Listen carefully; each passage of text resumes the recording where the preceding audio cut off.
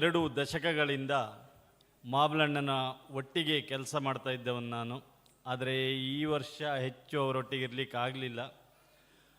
ಆದರೂ ಸುಂದರವಾದ ಈ ಯಕ್ಷ ಹಬ್ಬ ಕಾರ್ಯಕ್ರಮವನ್ನು ಯಶಸ್ವಿಯಾಗಿ ಪರಿಶ್ರಮದಿಂದ ಮಾಬ್ಲಣ್ಣ ನಡೆಸ್ಕೊಂಡು ಬರ್ತಾ ಇದ್ದಾರೆ. ಇದು ಹೀಗೆಯೇ ಮುಂದುವರಿಯಲಿ ಎಂದು ನಾನು ಹಾರೈಸ್ತೇನೆ. ಹಾಗೆಯೇ ಈ ಜೀವನ ಎನ್ನುವುದು ಅಮರ, ಸಾವು ಎನ್ನುವುದು ಕ್ಷಣಿಕ ಎಂದು ನಾನು ಭಾವಿಸ್ತೇನೆ. ಯಾಕಂದರೆ ನಾವು ಸತ್ತ ನಂತರ ಏನಾಗ್ತೇವೆ ಅಥವಾ ಮೋಕ್ಷ, ಸ್ವರ್ಗ, ಸುಖ, ಸಂತೋಷ ನಮಗೆ ತಿಳಿದಿರುವಂಥ ವಿಚಾರ ಅಲ್ಲ. ನಾವು ಬದುಕಿದ್ದಾಗಲೇ ಯಾವ ರೀತಿಯಾಗಿ ಬದುಕಬೇಕು ಎನ್ನುವುದು, ನೆಮ್ಮದಿಯನ್ನು ಕಂಡುಕೊಳ್ಳಬೇಕು ಎನ್ನುವುದು ಬಹಳ ಮುಖ್ಯವಾದಂತಹ ವಿಚಾರ. ಆ ಮಟ್ಟಿಗೆ ನಮ್ಮ ಕುಂದನಾಡಿನಲ್ಲಿ ನಾವು ಹುಟ್ಟಿರುವುದು ಬಹಳ ಪುಣ್ಯವೆಂದು ನಾನು ಭಾವಿಸ್ತೇನೆ.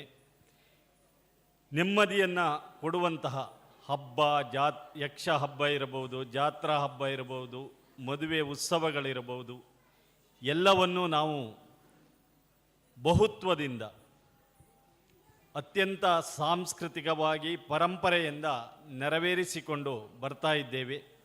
ಆದ್ದರಿಂದಲೇ ನಮ್ಮ ಕುಂದನಾಡು ಇಂದು ಆಧ್ಯಾತ್ಮಿಕವಾಗಿ, ಧಾರ್ಮಿಕವಾಗಿ, ಉದ್ಯಮದಿಂದ, ವೈಜ್ಞಾನಿಕವಾಗಿ ಎಲ್ಲ ಕ್ಷೇತ್ರಗಳಲ್ಲಿಯೂ ಇಂದು ಜಗತ್ತು ಗುರುತಿಸುವಂತಾಗಿದೆ. ಈ ಹಬ್ಬಗಳೇ ನಮಗೆ ಪ್ರಧಾನ ಅಂತ ನಾನು ಭಾವಿಸ್ತೇನೆ. ಇದು ಕೇವಲ ಹುಚ್ಚು ಅಥವಾ ಚಟಕ್ಕಾಗಿ ಅನ್ನುವ ಶಬ್ದಗಳೆಲ್ಲ ಇದೆ, ಆದರೆ ಹಾಗಲ್ಲ. ಅದು ಒಂದು ಉತ್ಸವದಿಂದ, ಜಾತ್ರೆಯಿಂದ, ಹಬ್ಬಗಳಿಂದ ನೂರಾರು ಜನರಿಗೆ ಪ್ರತ್ಯಕ್ಷ ಪರೋಕ್ಷವಾಗಿ ಉದ್ಯೋಗಗಳು ನಡೆಯುತ್ತದೆ, ಸಾಮೂಹಿಕ ಶಕ್ತಿ ಬೆಳೆಯುತ್ತದೆ. ಇದು ಪರ್ಯಾಯವಾಗಿ ನಮ್ಮ ನಾಡು, ನಮ್ಮ ಜನತೆ ಬೆಳಗುವುದಕ್ಕೆ ಕಾರಣ ಆಗ್ತದೆ. ಮಾಬ್ಲಣ್ಣನವರ ಈ ಪರಿಶ್ರಮ ಒಂದು ಆದರ್ಶವಾದಂತಹ, ಸಮಾಜಕ್ಕೆ ಒಂದು ಸನ್ಮಾರ್ಗವಾದಂತಹ ಕಾರ್ಯ ಅಂತ ನಾನು ಭಾವಿಸ್ತೇನೆ.